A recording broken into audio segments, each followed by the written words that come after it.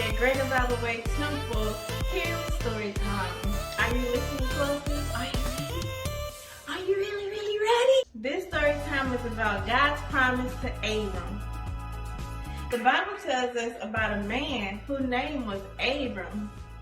Abram lived in a country where people, they did not love God, nor did they believe in Him.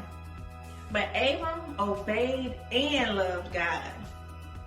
God spoke to Abram and told him to pack all of his things and move to a land that God would show him.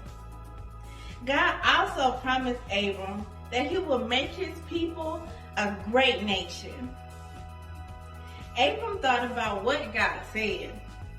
He did not ask why, he just obeyed. When Abram lived, there were no cars, no trucks, or moving vans. Instead, people tied their things to the backs of donkeys and camels and pulled them on a wagon. Abram, his wife Sarai, his father, and his nephew Lot began their trip. Abram did not know exactly where they were going, but he trusted God to show them the way. Finally, after a very long trip, they came to a land named Canaan. This was the land God had promised to Abram. As the years passed, God blessed Abram for his obedience. Abram was now a very rich man. He had many servants, sheep, and camels. Abram's nephew Lot lived with Abram.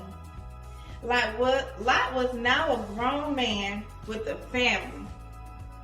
And he had his own sheep, camels, and servants. Sometimes when Abram's and Lot's servants took the animals to get food and water, they would argue over where each one could take their sheep and camels.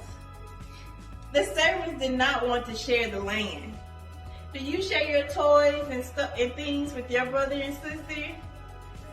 Or do you not like sharing? I hope you share.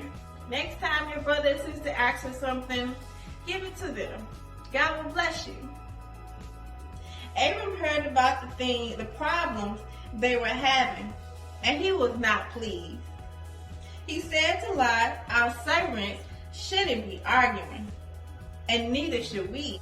We are a family, and families shouldn't have problems like this.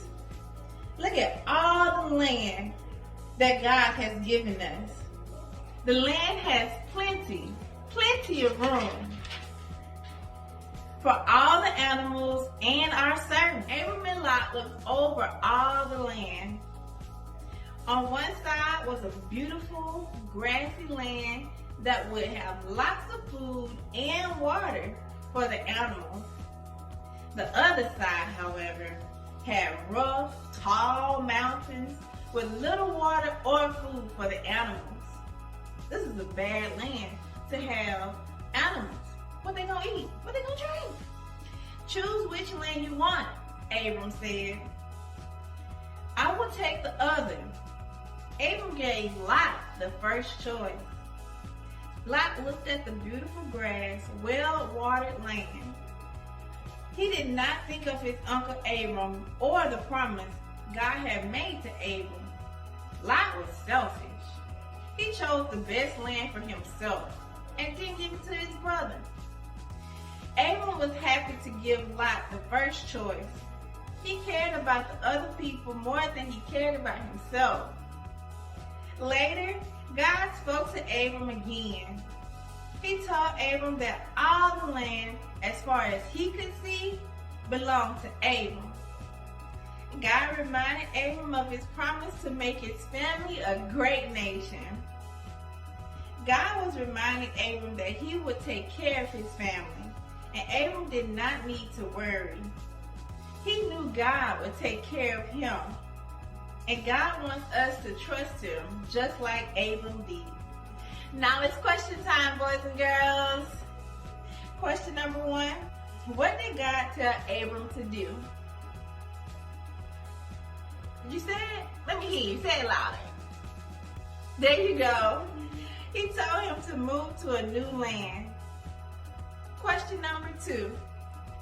Did Abram take the best land for himself? I'm sure you remember. Nope. He let Lot choose first. Question number 3. Who promised Abram that his family would be a great nation?